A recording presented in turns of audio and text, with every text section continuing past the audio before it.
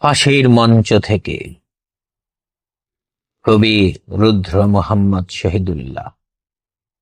ফাঁসির মঞ্চ থেকে আমাদের যাত্রা শুরু। এক একটি জন্মের সমান মেধাবী মৃত্যু, এক একটি প্রতিজ্ঞা পুষ্ট মৃত্যুর সোপান। দুর্যোগ অন্ধকারে তুলে রাখে সূর্যময় হাত। তুমুল তিমিরে তবু শুরু হয় আমাদের সঠিক সংগ্রাম। মৃত্যুর মঞ্চ থেকে, মৃত্যুর ভূমি থেকে আমাদের প্রথম উত্থান।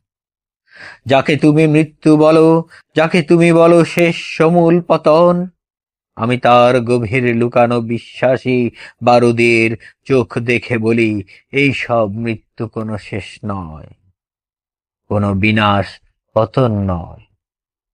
এই সব মৃত্যু থেকে শুরু হয় আমাদের সূর্যময় পথ। এই ফাঁসির মঞ্চ থেকে আমাদের যাত্রা শুরু।